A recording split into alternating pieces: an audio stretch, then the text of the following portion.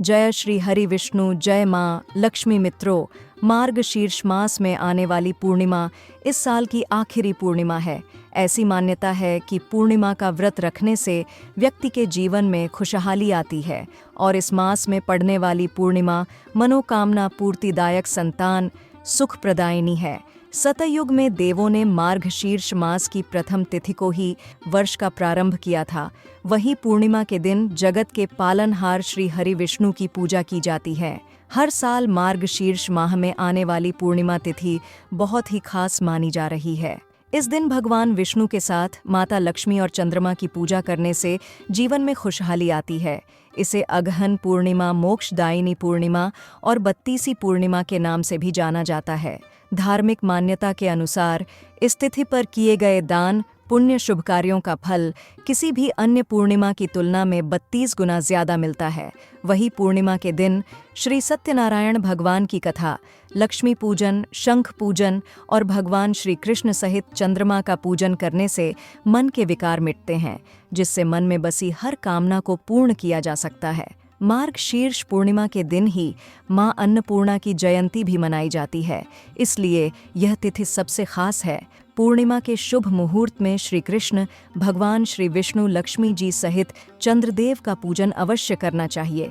नियम पूर्वक स्नान करके आचमन करें, भगवान का पंचोपचार पूजन करें। इसके बाद ओम नमो नारायण मंत्र का उच्चारण करके हवन करें। रात को चंद्रमा को अर्घ्य देते समय प्रार्थना करें कि मेरे द्वारा दिए गए अर्घ्य को हे चंद्रदेव आप स्वीकार करें। आप श्वेत किरणों से सुशोभित हैं। आपको नमस्कार है। आप श्री लक्ष्मी जी के भाई हैं। आपको नमस्कार है। और फिर मार्गशीर्ष पूर्णिमा या फिर उसके ठीक अगले दिन अपनी सामर्थ्य के अनुसार आप ब्राह्मणों को भोजन करा सकते हैं, उन्हें दान देकर विदा कर सकते हैं।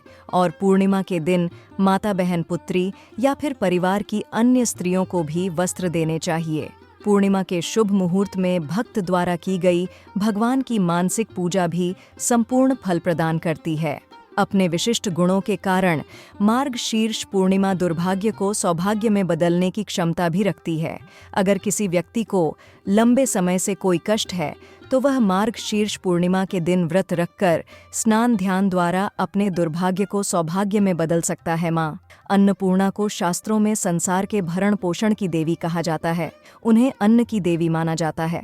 धार्मिक मान्यता है कि एक बार जब काशी में अकाल पड़ा तो लोग भूख से व्याकुल होने लगे। तब भगवान शिव ने लोगों की सहायता की। अघन पूर्णिमा के दिन ही माता पार्वती ने अन्नपूर्णा का रूप धारण किया और फिर भगवान शिव ने लोगों की भूख मिटाने के लिए मां अन्नपूर्णा से भिक्षा मांगी थी। इसके बाद मां अन्नपूर्णा ने वचन दिया कि काशी के लोग अब कभी भूखे नहीं रहेंगे, इसलिए मां अन्नपूर्णा को अन्न, भोजन और समृद्धि की देवी कहा जाता है। अन्नपूर्णा जयंती के दिन रसोई घर में मां अन्नपूर्णा की तस्वीर रखकर पूजा की जाती है। साथ ही इस दिन रसोई में चूल्हे की भी पूजा करें और इस दिन उपवास रखना संभव हो तो उपवास भी जरूर रखें। अन्नपूर्णा जयंती के दिन गरीबों को भोजन दान करना चाहिए। ऐसा करने से मां अन्नपूर्णा की कृपा दृष्टि बनी रहती है। इस बार पूर्णिमा की तिथि 2 दिन है, तो ऐसे में व्रत किस दिन रखा जाएगा, किस दिन स्नान दान करना ज्यादा सही रहेगा। अब आपको बताते हैं। पूर्णिमा तिथि प्रारंभ होगी 14 दिसंबर शनिवार को शाम 4:59 से और 15 दिसंबर रविवार को दोपहर 2:31 पर पूर्णिमा तिथि समाप्त होगी। इसलिए इस बार 14 दिसंबर शनिवार को पूर्णिमा व्रत रखा जाएगा।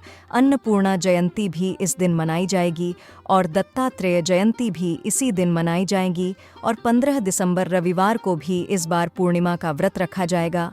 पूर्णिमा का जो स्नान दान है वह उदया तिथि के अनुसार किया जाता है, तो आप 15 दिसंबर को ही स्नान दान भी कर सकते हैं। क्योंकि पूर्णिमा के व्रत में तुलसी जी की और पीपल के पेड़ की पूजा की जाती है, तो रविवार के दिन तुलसी जी में जल अर्पित नहीं किया जाएगा, न ही पीपल के पेड़ का पूजन किया जाएगा। ऐसे में आप शाम की पूजा शनिवार के दिन कर सकते हैं। हालांकि व्रत आप दोनों ही तिथियों में रख सकते हैं। जिस तिथि में भी आप व्रत रख रहे हैं उस दिन आपको पूर्णिमा के नियमों का पालन करना चाहिए। 14 दिसंबर शनिवार को सूर्योदय होगा सुबह 7:04 पर। सूर्यास्त शाम 5:39 पर होगा। ब्रह्म मुहूर्त सुबह 5:28 से 6:16 तक रहेगा। अभिजीत मुहूर्त दोपहर 12 बजे से 12:42 तक रहेगा और इस बार पूर्णिमा तिथि पर दोनों ही दिन बहुत ही शुभ योग बन रहे हैं। सर्वार्थ सिद्ध योग बन रहा है, जिसमें सिद्ध योग सुबह 8:36 तक रहेगा। उसके बाद में साध योग अगले दिन तक रहेगा। राहु काल सुबह 9 से 10:30 बजे तक रहेगा और इस दिन चंद्रोदय होगा शाम 4:37 तक। तो शाम को चंद्रोदय होने पर आप इसके बाद से कभी भी चंद्र देवता की पूजा करके व्रत का पारण कर सकते हैं। अब बात करते हैं 15 दिसंबर रविवार के मुहूर्तों के बारे में। तो इस दिन सूर्योदय होगा सुबह 7:04 पर, सूर्यास्त शाम 5:39 पर होगा। ब्रह्म मुहूर्त सुबह 5:28 से 6:16 तक रहेगा। साध्य योग सुबह 5:07 तक रहेगा और बाद में शुभ योग प्रारंभ हो जाएगा। तो आपकी जो भी मनोकामना है उसके लिए आप कोई खास उपाय यदि करना चाहें तो आप इन शुभ योगों में कर सकते हैं। अभिजीत मुहूर्त दोपहर 12 बजे से 12:43 तक रहेगा, जिसमें आप श्री सत्यनारायण भगवान की पूजा करके कथा का श्रवण कर सकते हैं। अमृतकाल शाम 6:06 से 7:36 तक रहेगा। राहु काल रहेगा शाम 4:30 से 6 बजे तक। राहु काल को अशुभ मुहूर्त माना जाता है, तो कोई भी शुभ काम आप इस समय में ना करें। अब जानते हैं रविवार के दिन चंद्रोदय के समय के बारे में। तो इस दिन चंद्रोदय होगा शाम 5:36 पर। हालांकि पूर्णिमा तिथि दोपहर तक ही समाप्त हो गई होगी, क्योंकि यही कारण है कि जब भी लोग पूर्णिमा का उपवास रखते हैं तो शाम को जिस समय चंद्रमा उदय हो रहे हो उस समय पूर्णिमा तिथि यदि विद्यमान होती है तो उस तिथि में पूजा करना या व्रत रखना ज्यादा सही मानते हैं। तो शाम को यदि आपने आज व्रत रखा है तो इस समय के बाद से जितनी जल्दी हो सके चंद्र देवता का पूजन करके व्रत का पारण आप कर सकते हैं। मार्गशीर्ष पूर्णिमा के साथ ही मार्गशीर्ष मास का समापन भी हो जाएगा और इसके बाद से पौष मास प्रारंभ हो जाएगा। पौष मास विशेष रूप से सूर्य देवता को समर्पित माना जाता है। अब बात करें मार्गशीर्ष पूर्णिमा की पूजा विधि के बारे में। तो मार्गशीर्ष पूर्णिमा के शुभ मुहूर्त में श्री कृष्ण भगवान विष्णु लक्ष्मी जी सहित चंद्रदेव की पूजा अवश्य करनी चाहिए। नियम पूर्वक स्नान करके आचमन करें, भगवान का पंचोपचार पूजन करें, तत्पश्चात ओम नमो नारायण मंत्र का उच्चारण कर हवन करें। चंद्र को अर्घ्य देते समय प्रार्थना करें कि मेरे दिए हुए अर्घ्य को स्वीकार करें। आप श्वेत किरणों से सुशोभित हैं, आपको नमस्कार है। आप लक्ष्मी के भाई हैं, आपको नमस्कार है। दूसरे दिन सुबह ब्राह्मणों को भोजन कराएं और सामर्थ्य अनुसार दान देकर विदा करें। इस दिन माता बहन पुत्री और परिवार की अन्य स्त्रियों को वस्त्र भी देने चाहिए। मार्गशीर्ष पूर्णिमा के शुभ मुहूर्त में भक्त द्वारा की गई भगवान की मानसिक पूजा भी पूर्ण फल प्रदान करती है। अपने विशिष्ट गुणों के कारण मार्गशीर्ष पूर्णिमा दुर्भाग्य को सौभाग्य में रूपांतरित करने की क्षमता रखती है। अगर किसी व्यक्ति को लंबे समय से कष्ट है तो वह मार्गशीर्ष पूर्णिमा के दिन व्रत रखकर स्नान ध्यान द्वारा अपने दुर्भाग्य को सौभाग्य में परिवर्तित कर सकता है। भोग लगाने के बाद भगवान विष्णु और माता लक्ष्मी की आरती करे, फिर शाम को चंद्रोदय के बाद चंद्रमा का पूजन कर अर्घ्य दे। मान्यता है कि ऐसा करने से सभी दोषों से मुक्ति मिलती है। पूजा के बाद इस दिन दान पुण्य जरूर करें। अब बात करते हैं मार्गशीर्ष पूर्णिमा के महत्व के बारे में। तो मार्गशीर्ष माह में श्री कृष्ण भक्ति का विशेष महत्व है। योगेश्वर भगवान श्री कृष्ण ने गीता में स्वयं कहा है, मासों में मैं मार्गशीर्ष मास हूँ। मार्गशीर्ष मास भगवान श्री कृष्ण का ही एक स्वरूप है। इसलिए इस मास में पड़ने वाली पूर्णिमा मनोकामना पूर्तिदायक संतान सुख प्रदायिनी है। सतयुग में देवों ने मार्गशीर्ष मास की प्रथम तिथि को ही वर्ष का प्रारंभ किया था।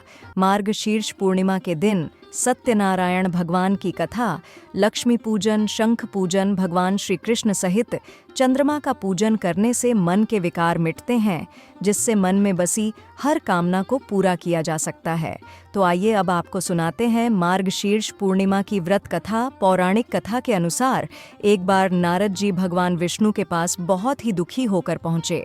उनसे दुखी मनुष्यों के कष्टों को देखा नहीं जा रहा था। तब उन्होंने प्रभु से कहा कि आप कोई ऐसा आसान उपाय बताएं जिससे कि लोगों का कल्याण हो। यह सुनकर भगवान श्री हरि ने कहा कि जो भी व्यक्ति सांसारिक सुख और मृत्यु के बाद मोक्ष प्राप्त करना चाहता है, उसे श्री सत्यनारायण भगवान की पूजा करनी चाहिए और व्रत करना चाहिए। भगवान विष्णु ने फिर सत्यनारायण व्रत के बारे में विस्तार से बताया, जिसका उल्लेख स्कंद पुराण में मिलता है। इसके बाद जितने लोगों ने श्री सत्यनारायण भगवान की पूजा की और व्रत रखा, उन सब की कथा सत्यनारायण व्रत कथा में जुड़ता चला गया है। सत्यनारायण कथा का प्रारंभ भगवान विष्णु और नारद जी के वार्तालाप से होते हुए श्रीहरि के सत्यनारायण व्रत एवं पूजन की विधि के वर्णन के साथ राजा उल्कामुख, गरीब लकड़हारा, निर्धन ब्राह्मण, साधु वैश्य, लीलावती कलावती, धनवान व्यवसायी राजा, तुंगध्वज एवं गोपगणों की कथा तक है।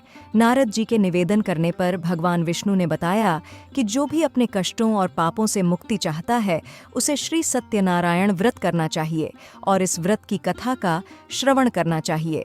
इसके पुण्य से सुख, समृद्धि, धन, वैभव, खुशहाली, संतान सब कुछ प्राप्त होता है। श्री सत्यनारायण भगवान की पूजा और कथा का श्रवण कोई भी कर सकता है। इसके लिए किसी प्रकार का कोई बंधन या पाबंदी नहीं है। यह सबके लिए समान फल देने वाला है।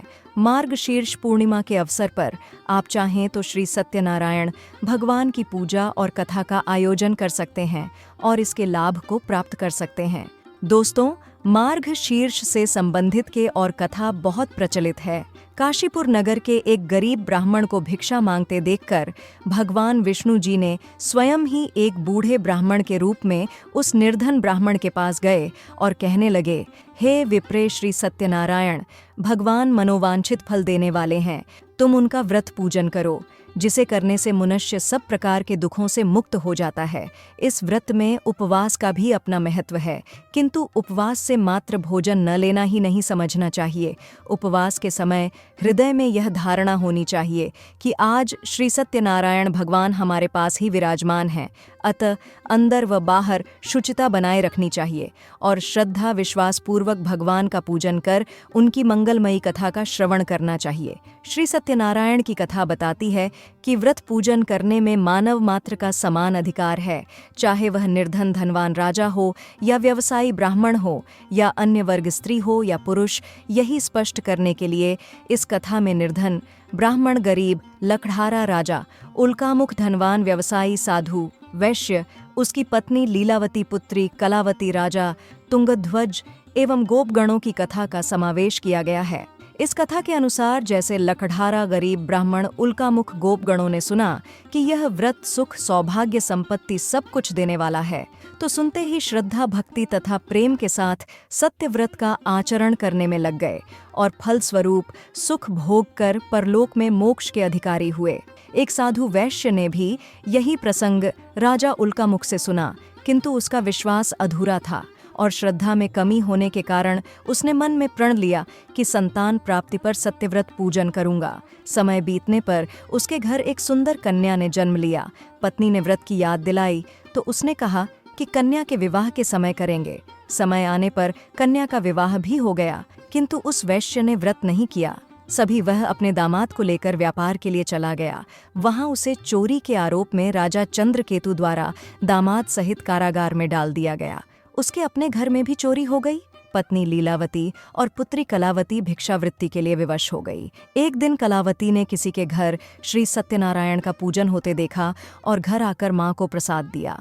तब मां ने अगले दिन श्रद्धा से व्रत पूजन कर भगवान से पति और दामाद के शीघ्र वापस आने का वरदान मांगा। श्री हरि प्रसन्न हो गए और स्वप्न में राजा को कह दिया कि वह दोनों बंदियों को छोड़ दे, क्योंकि वह निर्दोष हैं। राजा ने अगली सुबह उनका धन धान्य तथा प्रचुर द्रव्य देकर उन्हें विदा किया। घर आकर पूर्णिमा और संक्रांति को सत्यव्रत का जीवन भर आयोजन करता रहा। परिणाम स्वरूप उसे सांसारिक सुख भोग कर मोक्ष प्राप्त हुआ। इसी प्रकार एक बार राजा तुंगध्वज ने वन में गोपगणों को श्री सत्यनारायण भगवान का पूजन करते देखा, किंतु अपने अभिमान की वजह से राजा न तो पूजा स्थल पर गया, न दूर से ही प्रणाम किया और न ही गोपगणों द्वारा दिया प्रसाद ग्रहण किया। परिणाम यह हुआ कि राजा के पुत्र, धन धान्य, अश्व गजादि सब नष्ट हो गए। राजा को फिर ये आभास हुआ कि विपत्ति का कारण सत्यदेव भगवान का निरादर है। तब उसे बहुत पश्चाताप हुआ। वह तुरंत वन में गया और गोपगणों को बुलाकर उनसे सत्यनारायण भगवान की पूजा विधि पूछी और बाद पूजा की भी। फिर उसने उनसे ही प्रसाद ग्रहण किया तथा घर आ गया। उसने देखा कि विपत्ति टल गई और उसकी सारी संपत्ति तथा जन सुरक्षित हो गए। राजा प्रसन्नता से भर गया और अपना सर्वस्व भगवान को अर्पित कर दिया। तो मित्रों, ये थी आज की वीडियो। अगर जानकारी अच्छी लगी हो तो वीडियो को लाइक ज़रूर कीजिएगा, साथ ही चैनल को भी सब्सक्राइब ज़रूर करें और कमेंट बॉक्स में जय श्री हरिविष्णु, जय माँ लक्ष्मी ज़रूर लिखें।